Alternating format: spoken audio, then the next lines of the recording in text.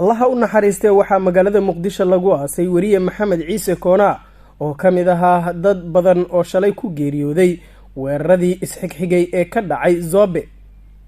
maxamed ciise koonaa ayaa ka mid ahaa wariyaashii ugu firfircoonaa ee ka howlgalayay magaalada caasimadda ah ee muqdisho, waxaana lagu xasuustaa u qareemidda iyo sidoo kale in uu aad ugu dhaganuglaa bulshada aan codka lahayn si uu codkooda u gaarsiiyo qeybaha kala duwan ee bulshada. maxamed ciise koonaa allaha u naxariistay waxaa aaskiisa kasoo qayb galay qeybaha kala duwan ee bulshada, wariyaal iyo sidoo kale ehelada marxuumka.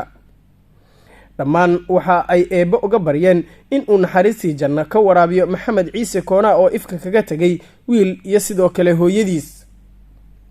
rajicuun ilaahay aa u naxariisto maxamed ciise koonaa. aniga marka laga tago bahda saxaafadda waxaan ahayn saaxiibo iyo niman xaafad kusoo wada koray oo waqti dheer is yaqaanay. runtii muddo ka badan 25 sano ayaan isnaqaanay, isku xaafadan kusoo kornay, isku mar ayaan shaqadooda bilaabnay warbaahinta idaacadda Simban kasoo wada shaqeyn. runtii wuxuu ahaa qof aad u akhlaaq wanaagsan.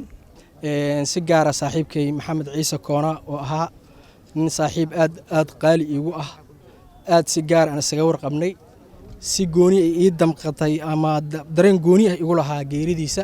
waxaan ilaahay uga rajaynaynaa naxariistiisa oo waxaa waaye inteennaana dhiman doonta, kuwa naga horreeyaa dhintay oo dhimashadu wax maaragta qof muslim uu inkiri kara maaha.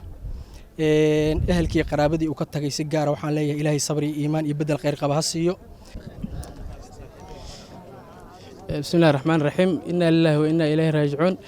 marka hore dhammaan shacabka soomaaliyeed guud ahaan gaar ahaan qoyskii uu ka baxay walaalkeen maxamed ciise koonaa iyo bahda saxaafadda uga tacsiyenaya kullu nafsin daa'iqatul mawt. intaas kadib maxamed ciise koonaa allah u naxariistee wuxuu ahaa wariye aqoon-yahan ah.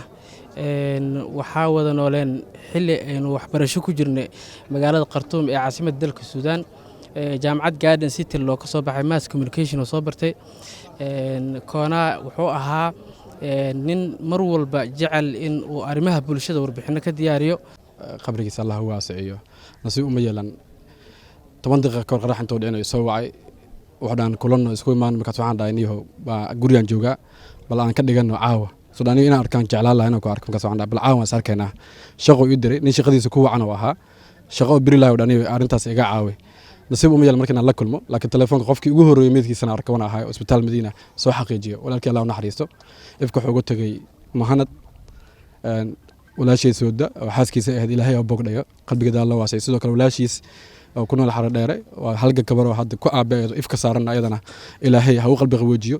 waxaan la yaabo Allah u naxariisto dhamaantiin naga wada dhintay. walaalkeen maxamed ciise xasan ahaa nin Soomaaliyeed oo bulshada Soomaaliyeed iyo bulshada saxaafadda ka shaqeysa ay aad u jeclaayeen kuna geeriyooday musiibadii shala dhacday.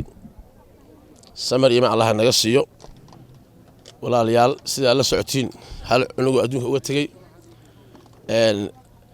aabihii hooyadii hore u geeriyoodeen. marka adduunyada gaabideeda iyo waxa dareemayna ma taana iyo inaan hadaa la ku reeyahay la isdhaafaynin qof walba uu dhimanayo.